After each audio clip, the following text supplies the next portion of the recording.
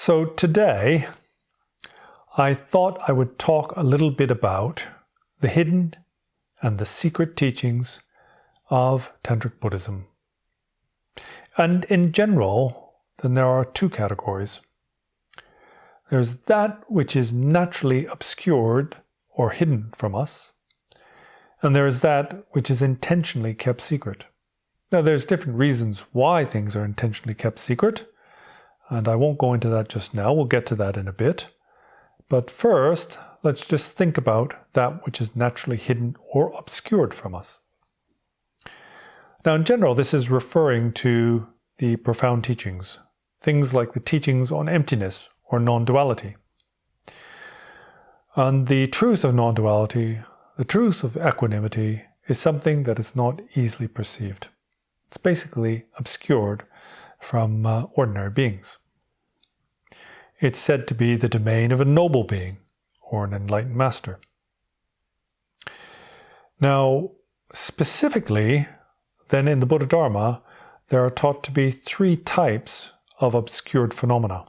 The phenomena that is obscured by time, the phenomena that is obscured by location, or distance perhaps, and the phenomena that is obscured in terms of subtlety. The phrase itself is something like that which is obscured by the natural essence. So within these three, then the first one is quite easy to understand. Those things that are too distant in the past or too far in the future are obscured to us.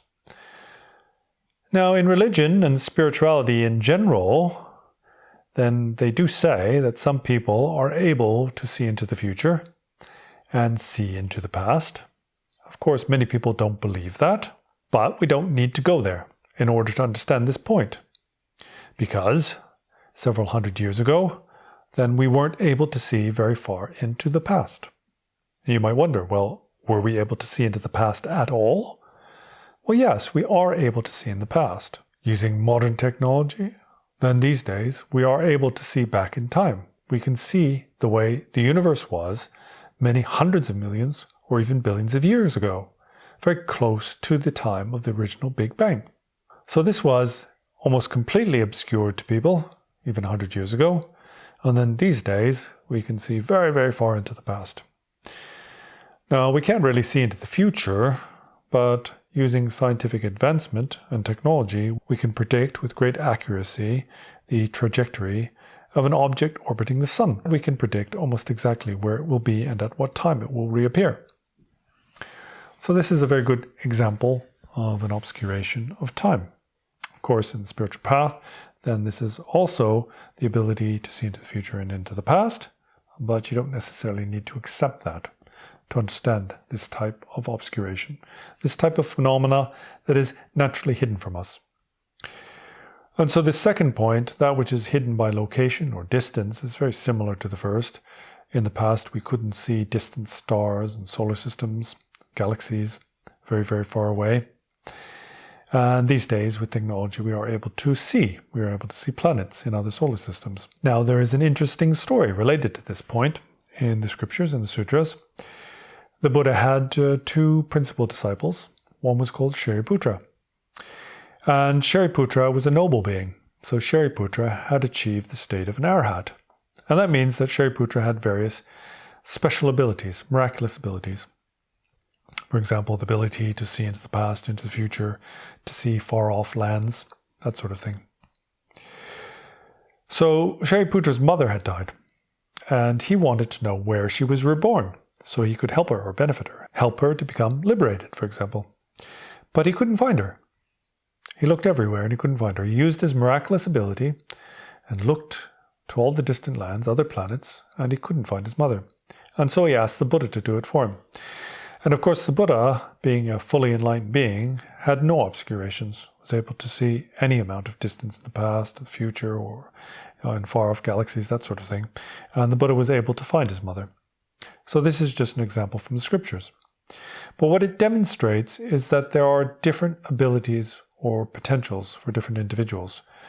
For example, some individuals are more intelligent, and some individuals have a higher level of realization. They have a higher level of spiritual abilities. And so the Buddha could see what Shariputra could not. And by extrapolation, then we can see that Shariputra could see a lot of things that we can't see.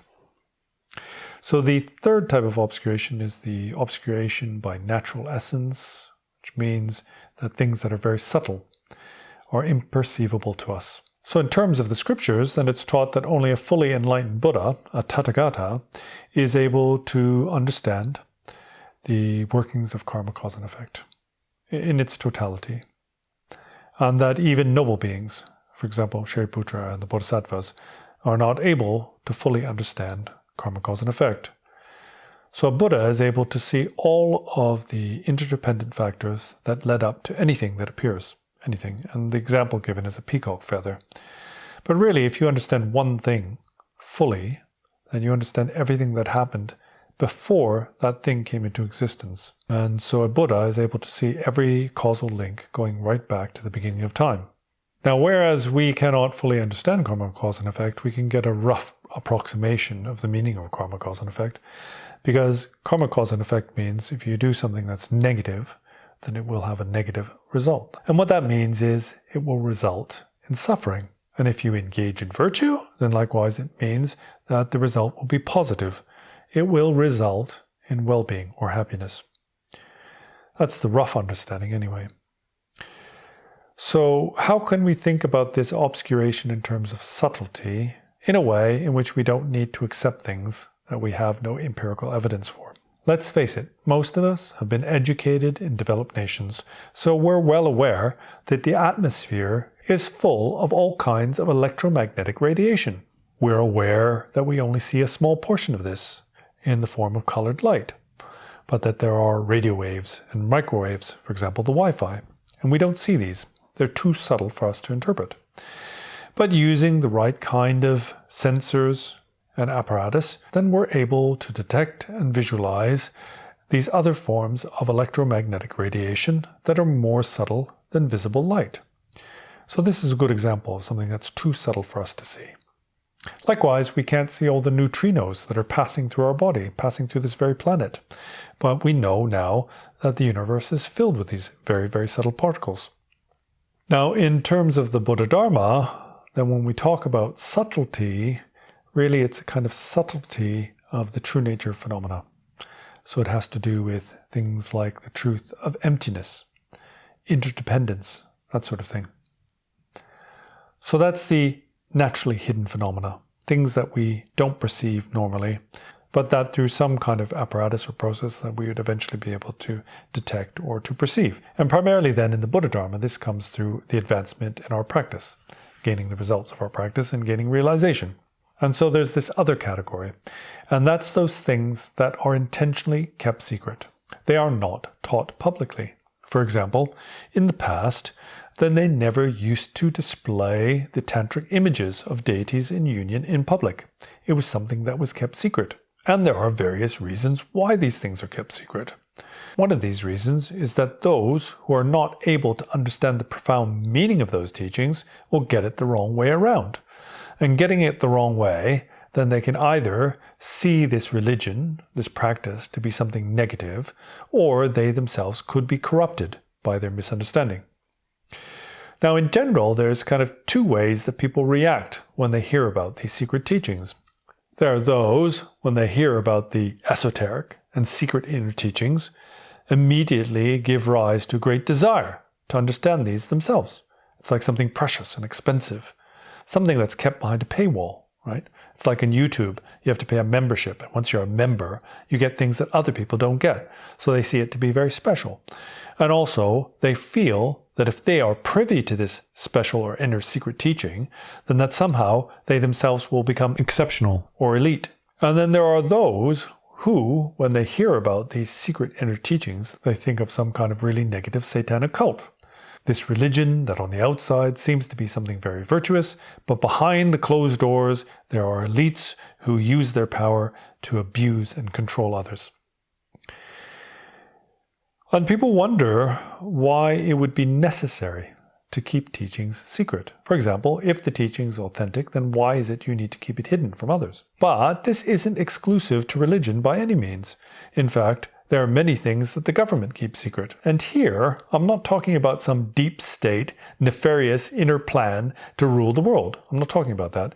The government protects its military secrets, for example, nuclear technology, those sorts of things. They don't reveal to their enemies what they're planning to do, right? They keep it secret because letting the information out could be quite harmful to themselves and to others. And likewise, in big companies and organizations, they keep things secret. They don't want to release their trade secrets to everybody because they will lose their competitive edge. For example, there's this age-old recipe for Worcester sauce, and there are only a few people who are privy to this. It's kept under lock and key. And there's reasons for that. They want to protect their business. They want to protect their profits. If other people had the recipe, then they could bootleg Worcester sauce, make their own brand, and capture some of the market for themselves. And so the Worcester company would lose out in that. But that's not really a good example when it comes to the Buddha Dharma. And that's because what a Mahayana Buddhist teacher wants more than anything else in the world is for their students to gain realization, to become Buddhas, right? To be liberated from samsara, to go beyond suffering. And so naturally, there would be no reason to keep such a thing secret. I mean, if you had something to teach everyone, and on the basis of that, they could gain liberation instantly, then of course, why wouldn't you teach it to them? But it's not like that. The truth is that there are many different methods. And the reason why there are different methods is because there are different types of sentient beings. We are all individuals, and some things work better for some individuals than for others. And in general, then the inner or secret teachings are the ones that aren't suitable for most people. In fact, they can be quite harmful. So let's take the teachings on emptiness, for example. Why wouldn't you teach them to everybody? Well, it's taught that not everyone is suitable to hear the teachings on emptiness. In fact, some people have a natural aversion to hearing the teachings on emptiness. Now, the danger here is that someone will misinterpret emptiness to mean nihilism. So nihilism is a kind of belief that nothing exists or nothing matters. There's no karma, cause and effect. There's no good or bad. Now, somebody who misinterprets this, somebody who still has strong negative emotions, like desire, anger, greed, jealousy, and pride, for example, then if that person misinterprets emptiness to mean nihilism, there will be nothing to stop them from engaging in negative activities. In fact, this is a really big problem in the West at the moment, because everybody is hearing teachings on non-duality. Now, previously, the teachings on non-duality were not taught publicly. They're a very high level of teaching. And many people, having heard these teachings on non-duality, but they themselves not being ready for these teachings, have got the wrong idea. They fall into a kind of nihilism. And because of that, they're not careful about their actions. Famously, as Guru Rinpoche said, your view should be high as the sky, but your conduct should be fine as flour. That means you need to pay attention to your daily conduct, the way you conduct yourself. And so you hear people who think that they've understood the teachings of non-duality say things like, well, I can do whatever I want because I've gone beyond duality. And because of that, their mistaken non-duality just becomes a permission structure for engaging in negative conduct. And so what is taught in the scriptures, at least, is that you have to be careful to whom you reveal these high levels of teachings. In fact, you would also need to be careful to whom you teach the view of the mind-only school, the Chittamatra. In the mind-only school, they say that there is nothing but mind. Everything is a fabrication of mind. So naturally, someone of lesser intelligence, who is not able to comprehend the profound meaning of the Chittamatra, the mind-only school, might do something stupid. For example, jump in front of a high-speed train. And that's because they think that everything is just a dream, it's not real. And that's because they've misinterpreted these teachings that everything is a projection of mind to mean that everything's like a dream, and that they won't actually get hurt if they jump in front of a speeding train. But of course they're going to get hurt. It's a stupid thing to do. The teachings of the Chittamatra mean that what appears to you is the ripening of your karmic imprints. And so, if you have the karmic imprints to suffer, you're going to suffer, and it's going to hurt. And so what you can see here is that not everyone is ready for the same type of teachings. In fact, there are some teachings that are much less risky than others. And for these general teachings, for example, the 4 thoughts that turn the mind from samsara, or what we call the 4 common preliminaries, are suitable for all individuals. They're something that will never bring you harm. But it is the case that the higher level of teachings are less accessible and also more dangerous. And that's where we come to this final point. And this is the point about those teachings that are kept secret, because if they were revealed publicly, then they could be harmful not only to the individual, but also to the Buddha Dharma as a whole. As I said previously, then the tantric images, these are the images of tantric deities in union, were never showed publicly in the past. But these days, with the proliferation of information on the internet, then basically everything has been made public. And this is seen to be something quite negative. And it's not because, as Tibetan Buddhists, we're ashamed of these tantric teachings. It's because revealing these publicly can have a very strong negative effect. For example, in 1903, the British invaded Tibet. It was called the Young Husband Expedition. Up until that point, then Tibet had been pretty well isolated from the rest of the world. It was a closed country. At this time, then there were undersea cables running all over the world, and so news could travel quite quickly back to Britain. On the expedition was a Methodist preacher. I guess he was a sort of chaplain for the expedition, and he kept a journal, and he strongly criticized Tibetan Buddhism. And the reason for his strong criticism of Tibetan Buddhism was because he was exposed to these tantric images. Everywhere the British went, they collected war trophies, and amongst these were some of these tantric images. These are images of colorful deities with many arms in sexual union, and so he saw Tibetan Buddhism to be some kind of hedonistic or primitive cult. The truth is that the inner meaning of these Vajrayana practices is quite pure. It is based on profound philosophical meaning that is represented through tantric deities in union. It's spiritual iconography. But on the outside, it just looks like some kind of weird pornography. And because of that, then this Christian minister had a very negative view about Tibetan Buddhism. He published his journals in British newspapers. And so this negative opinion about Tibetan Buddhism spread into the West. In fact, these days, in Taiwan, there is an organization that is dedicated to discrediting Tibetan Buddhism. And the reason why they wish to discredit Tibetan Buddhism is because they see it to be a perverse form of Buddha Dharma. They see Tibetan Buddhism to be teaching a heretical form of the Buddha Dharma, something that's been corrupted like some kind of satanic cult. The truth is that the Vajrayana practices themselves are very pure in their essence. And they're based, as I said, on a very profound philosophical meaning. In fact, it all stems back to the understanding of the meaning of emptiness. But there's a problem here, because the teachings that there is no good or bad evolve out of an understanding of emptiness. But if one gets this teaching wrong, it becomes, as I said previously, a permission structure for negative actions. And here's the thing.